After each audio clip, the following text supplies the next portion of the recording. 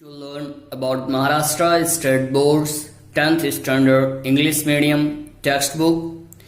Already I am going to discuss about the statement of competencies, first language. Already all of you open your textbook and try to understand it. The student should be able to. Already in this point, in this page, we are going to discuss about our skills. Already you know that our organs are more valuable in our body. In which way? In science stream already all of you learn about the sense of organ. In the same way in literature there are also sense of organs which is already we can understood as the name of skill. So we are going to discuss about the skills. Here are few skills. So before we start the lecture, it is compulsory to all the students to know about the skills. Whenever you accept your skills, whenever you know about your skills, then you will perfectly understood all the topics, whatever any subjects. Okay, so let's start. Already there are columns, and first of all you see the first column. This is first column. Already writing there listening skill. So all of you read it carefully, these points, and understand about the listening. But in orally I would like to tell you about the listening skill. Dear, सबसे पहले जब हम कोई भी कार्य प्रारंभ करते हैं तो उसमें हमें अपने श्रवणेंद्रिय का कार्य करना पड़ता है. तो कहते हैं ना, जैसे कि कहावत है कि सबसे पहले मनन, फिर गुणन, तब धुनन. तो कहने का मतलब सबसे पहले हमें अपने श्रवणेंद्रिय का कार्य करना है, सुनना है. जो मैं वीडियो में बता रहा हूं उसको आप ध्यान से सुनिए, अगेन एंड अगेन सुनिए. आपका जब श्रवणेंद्रिय कार्य करना प्रारंभ कर देगा तो बखूबी आप किसी भी टॉपिक को परफेक्टली अंडरस्टूड कर सकते हो. जैसा कि मैंने अपने फर्स्ट वीडियो में कॉम्पिटेंसीज के बारे में कंप्लीट रूप में ये जो फीचर्स आपके सामने दिए गए हैं पॉइंट वाइज, इन सब को मैंने एक्सप्लेन किया है. बट मैं ओरली थोड़ा सा आपको यहाँ पे अवगत कराना चाहता हूं. तो सबसे पहला स्किल है लिसनिंग. मीन्स श्रवणेंद्रिय कार्य करता है. सबसे पहले किसी चीज को सुनना चाहिए. जैसे कि 7th स्टैंडर्ड में ऑलरेडी आप पढ़े होंगे कि वहां पे एक पार्ट्स ऑफ बॉडी के बारे में बताया गया था और स्किल्स के ही बारे में है वो, जिसमें कि स्पेशली बताया गया है कि हमारे 2 कान होते हैं और मुंह एक होता है. तो ये वाजिब है डियर कि एकदम फैक्ट है कि बोलना कम है और सुनना ज्यादा है. तो यहां पे ध्यान दीजिए उसी एक्टिविटी को. सेकंड है आपका स्पीकिंग. जब हम कोई चीज सुनते हैं या जब कोई बच्चा कोई चीज सुनता है तो दूसरा पॉइंट को वो फॉलो करता है, फिर वो उसको लिपिंग करता है, बोलने का प्रयास करता है. जैसे कि छोटा बच्चा है तो सबसे पहले उसको बुलवाते हो आप, बोलो बेटा पापा, तो वो पापा को रिवाइज करता है, सुनता है, उसके बाद वो पापा बोलने का, मम्मी बोलने का प्रयास करता है. तो दूसरी स्किल आपको अपनी डेवलप करनी है स्पीकिंग के प्रति. इसको रीड करो, again and again text book को पढ़ो, बोलने का प्रयास करो, जिससे कि आपकी स्पीकिंग स्किल्स में डेवलप होगा. नेक्स्ट है थर्ड रीडिंग. अध्ययन करना, पढ़ना, पठन पाठन करना. आप अपने टेक्स्ट बुक को रीड करो, अगेन एंड अगेन रीड करो. नहीं आ रहा है पढ़ना, फिर भी आप कोशिश करो कि उसको आप बार बार पढ़ो. एक बार मिस्टेक होगा, 2 बार मिस्टेक होगा, लेकिन बार बार मिस्टेक नहीं होगा. तो ये आपके 3 स्किल्स यहां पे हैं. अभी अगले स्किल्स को जानने का प्रयास करते हैं. अगली स्किल है आपका राइटिंग स्किल. राइटिंग स्किल में बोलने के पश्चात हम बच्चे को लिखने का कार्य प्रोवाइड करते हैं और वो लिखने की कला को अपने डेवलप करता है. तो राइटिंग स्किल्स के भी यहाँ पे फीचर्स आपको दिए गए हैं, उनको आप एक बार रीड करिएगा और मेरे फर्स्ट वीडियो को देखिएगा जिसमें कि मैंने आपको बताया है. ओके, नेक्स्ट पॉइंट है स्टडी स्किल. कौन सा स्किल? अध्ययन का स्किल, जिसके कि यहाँ पे सारे फीचर्स, सारे पॉइंट्स दिए गए हैं कि पढ़ाई के दौरान हमको किस प्रकार सावधानियां बरतनी है या किस मेथड के अंडरटेकिंग में या किस प्रोसेस के माध्यम से हमें आपको पढ़ाई करना है. मैं आपको एक सरसरी निगाह में ये बताने का प्रयास कर रहा हूं. बाकी मैंने इसका डिटेल में अलग अलग स्किल्स का वीडियो बनाया है. आप उसको सर्च आउट करेंगे तो आपको उसके बारे में डिटेल जानकारी मिलेगी. चलिए देखते हैं कि इस स्किल के पश्चात नेक्स्ट स्किल कौन सा है. अब तक आपने स्किल्स को देखा, कौन कौन से स्किल थे। सबसे पहले आपका था लिसनिंग स्किल, फिर आपका स्पीकिंग स्किल, फिर राइटिंग स्किल और रीडिंग स्किल, फिर राइटिंग स्किल्स, और राइटिंग स्किल्स के बाद आपका स्टडी स्किल्स। ये आपके स्किल्स थे। स्पेशली आपके 4 स्किल्स हैं, listening, reading, writing and speaking. But उसमें एक आपका 2 स्किल और जुड़ जाता है, वो है स्टडी स्किल और अंडरस्टैंडिंग स्किल। तो इन चारों स्किल्स के माध्यम से हम अपने चैप्टर को लर्न करना प्रारंभ करते हैं। आपके हर सब्जेक्ट में ये काम आने वाला है।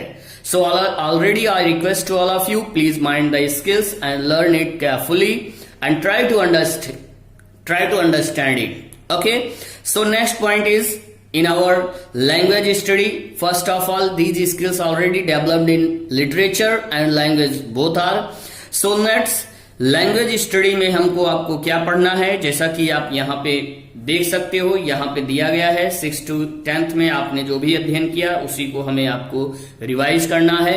और जैसे कि आपको जानना है कि अल्फाबेट आपको जानना है, वर्णमाला में letter, sound, consonant, vowel, alphabet order, phonetic symbol, parts of speech, जो आपके 8 पार्ट्स ऑफ स्पीच हैं उनको कंप्लीटली लर्न करना है और उसके अंडरटेकिंग में आने वाले पॉइंट्स को बताना है। जैसे कि मैं अभी आपके पास वीडियो भेजूंगा जो कि सिंथेसिस से रिलेटेड है, और इस सिंथेसिस के माध्यम से मैंने आपको पार्ट्स ऑफ स्पीच के तमाम फीचर्स को बताया है कि जो कि एक दूसरे में कितने लाभप्रद हैं या किस तरह से उनका यूजेस किया जाता है। हिंदी मीडियम में है, बट ये जरूरी नहीं कि इंग्लिश मीडियम वाले नहीं पढ़ सकते, इंग्लिश मीडियम वाले भी उसको लर्न कर सकते हैं। समझ में आना चाहिए, मीडियम मायने नहीं रखता है, मायने रखता है अंडरस्टैंडिंग, समझदारी। Okay, so all of you saw my video and already get the information about the synthesis and about the parts of speech. Okay, sentence structure, already in my first video I had explained about the sentence, kinds of sentence and parts of sentence also. So all of you see that videos and get the detailed information about the language study. After that there is a next point is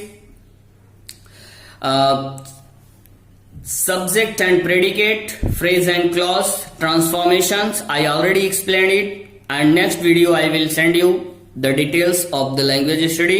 Vocabulary and word building, punctuation आपको mind करना है, speech पे आपको ध्यान देना है, figure of speech आपके यहाँ पे कुछ दिए गए हैं उनको आपको लर्न करना है, जो कि मैं आपको एक एक करके एक्सप्लेन करूंगा। और नेक्स्ट है इडियम्स एंड प्रोवर्ब्स यूजेस, आपको इडियम्स और प्रोवर्ब्स भी पढ़ने हैं। तो डियर्स, ये आपके लिटरेचर और लैंग्वेज के कुछ पार्ट थे। लिटरेचर का तो ऑलरेडी आपको मैं बता रहा हूं कि कौन कौन सा पढ़ना है टॉपिक, कौन कौन से चैप्टर हैं, बट लैंग्वेज स्टडी में आपको यहां से लेकर के यहां तक विशेष करके ध्यान देना है कि इतने टॉपिक हमको आपको पढ़ने हैं। ओके, चलिए देखते हैं कि लिटरेचर के पार्ट में हमको आपको क्या पढ़ना है। जैसे कि आप देख रहे हो स्क्रीन पे अपने कि कंटेंट में दिया गया है कि हमको कौन कौन से चैप्टर पढ़ने हैं 10th इंग्लिश मीडियम में। But due to corona virus, यहाँ पे कोरोना वायरस की वजह से लॉकडाउन है, जिसकी वजह से आपके कॉलेजेस ओपन नहीं हो रहे हैं, उनमें कुछ फीचर्स की रिड्यूसिंग की गई है। उन पॉइंट्स को मैं आपको बता रहा हूं, बट अभी ये आप फाइनल मत समझिएगा कि ये इतना कम हुआ है, क्योंकि जब आपका कॉलेज ओपन होगा, स्कूल ओपन होगा, after that the board will decide कि how many parts will come in your examination, then you will learn it. Okay, so मैं कोशिश वही करूंगा, वीडियो उसी का बनाऊंगा जो आपके टॉपिक से रिलेटेड है या जो आपके टॉपिक में आने वाला है। ओके, चलिए जानने का प्रयास करते हैं।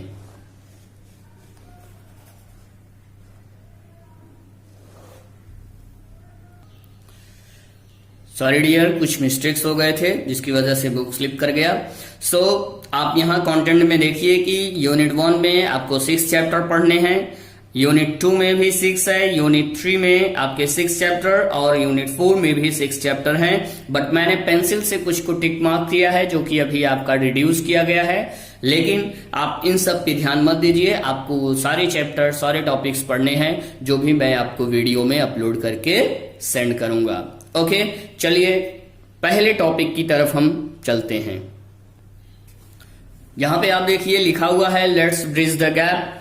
अब आपको इसमें क्या करना है, इस टॉपिक में स्पेशली ये ध्यान देना है कि क्या बताया जा रहा है। पहला पॉइंट आपको क्या बता रहा है, ये देखिए कि गेस द प्रोवर्ब। यहाँ पे कुछ पिक्चर्स दिए गए हैं, उस पिक्चर्स को देखिए और उसके प्रोवर्ब्स को फाइंड आउट करने का प्रयास करिए। जैसे कि कहा गया है कि ये चित्र जो होता है वो 1000 शब्दों को बयां करता है, ठीक उसी तरह से ये प्रोवर्ब्स है। यहाँ पे देखिए पेन बना हुआ है, यहाँ पे तलवार बना हुआ है, तो यहाँ पे क्या है, एक प्रोवर्ब बनेगा pen is mightier than sword. Next यहाँ पे कुछ पक्षियां बर्ड्स उड़ रहे हैं, जो कि उससे रिलेटेड आपको बनाना है कि birds of a feather flock together. मैंने एक प्रोवर्ब्स बनाया, और भी प्रोवर्ब्स आपके बन सकते हैं।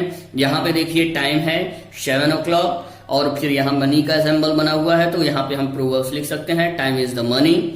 ओके, नेक्स्ट है आपका यहाँ क्लाउड बना हुआ है, क्लाउड के आधार पे प्रोवर्ब्स बनेगा after clouds comes clear weather.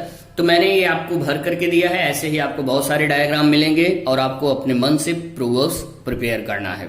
Next है ये आपको पोएम पढ़ना है, जिसको कि आपको परफेक्टली रीड करना है और उसमें कुछ पॉइंट्स को अंडरलाइन करना है, जिसमें कि inconsistency in the spellings and pronunciation, जिसमें कि स्पेलिंग और प्रोनाउंसिएशन में इनकॉन्सिस्टेंसी क्रिएट हो रहा है। नेक्स्ट थर्ड पॉइंट आपका कह रहा है लेट्स हेड द लाइन्स। अब यहाँ पे क्या है कि आप न्यूज़पेपर देखे होंगे, समाचार पत्र आप देखते हो, न्यूज़पेपर पढ़ते हो, आपके घर में आता भी होगा, तो समाचार पत्र की हेडलाइंस की आपको कटिंग करनी है। यहाँ पे कुछ हेडलाइंस दिया गया है, आपको अपने माध्यम से क्या करना है कि ग्रुपिंग बनाना है और अपने फ्रेंड्स में भी हेडलाइंस खुद के द्वारा तैयार करना है। फोर्थ पॉइंट में आप देखिए क्या बताया जा रहा है कि यहाँ पे कुछ सुडोकू टाइप में दिया गया है, इसमें आपको figure of speech find out करना है कि कौन कौन सा फिगर ऑफ स्पीच है, जैसा कि ऑक्सीमोरन एक को यहाँ पे अंडरलाइन किया गया है। बाकी और फिगर ऑफ स्पीच को आपको ट्राई करना है, पता करने का प्रयास करना है। चलिए अब हम इसके बाद चलते हैं यूनिट फर्स्ट के फर्स्ट चैप्टर पोएट्री पे। चलिए देखिए unit 1 first chapter 1.1 where the mind is without fear.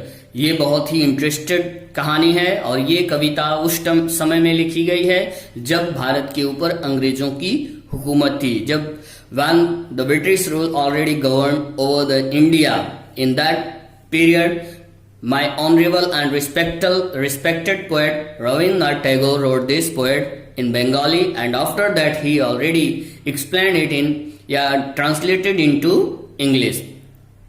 तो यहाँ पे आपके उसके चैप्टर के बारे में मैं आपको डिटेल में बताऊंगा, भी आपके उसके वार्मिंग अप में देख लेते हैं। जैसा कि pair up with your partner and match the terms with their given meaning. आपको क्या करना है, अपने पार्टनर के साथ ग्रुप बनाना है और यहाँ पे दिया गया है उसको कॉलम ओ और कॉलम बी से मैच करना है।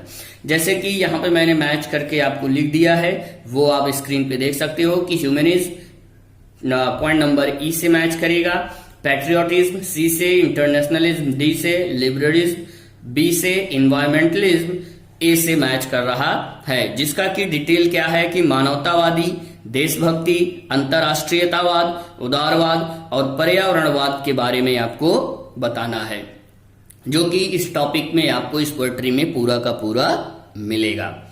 यानी रविन्द्रनाथ टैगोर जी ये बताने का प्रयास कर रहे हैं कि इंडिया जितना फ्रस्ट्रेटेड ब्रिटिश गवर्नमेंट से था, उससे कहीं ज्यादा फ्रस्ट्रेटेड, परेशान वो अपने लोगों से था। क्यों?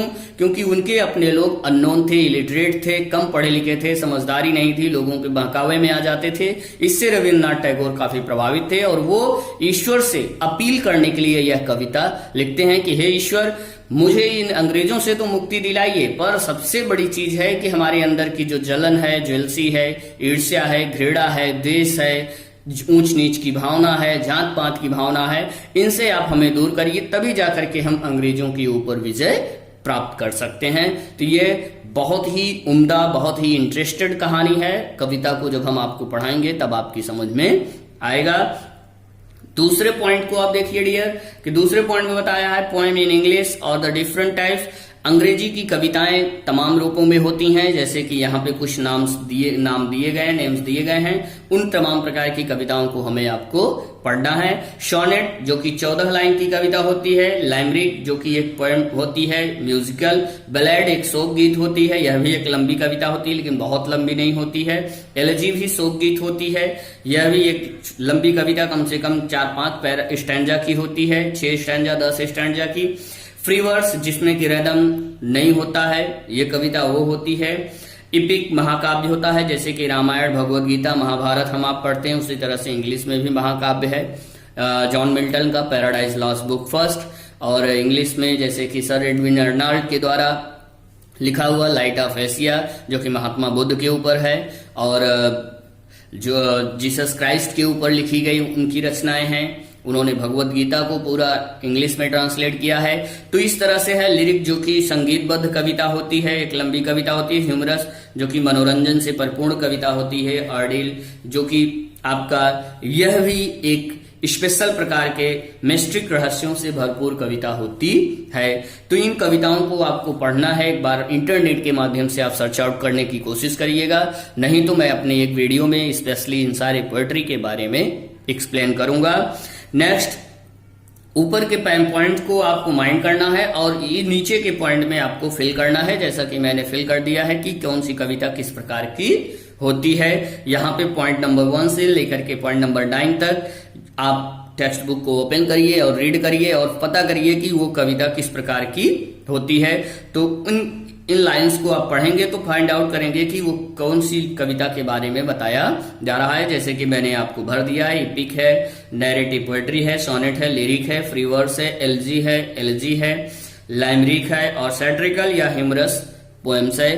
तो अब इस वीडियो में मैं आपको इसके वार्मिंग अप के बारे में बताया, उसके स्किल्स के बारे में बताया, लैंग्वेज स्टडी के बारे में बताया, कैरिकुलम के बारे में बताया। नेक्स्ट वीडियो में आप जुड़े रहिए। अगली वीडियो में आपको मिलेगा इसके फर्स्ट चैप्टर 1.1 जो कि बहुत ही इंटरेस्टेड कविता है, रविन्द्रनाथ टैगोर के द्वारा लिखी गई। उस कविता का हम एक्सप्लेन करेंगे अगली वीडियो में। तब तक के लिए नमस्कार। दोस्तों में आप शेयर करते रहिए, दोस्तों को आप बताते रहिए, जिससे कि ज्यादा से ज्यादा लोगों को यह वीडियो पहुंच सके। Good bye.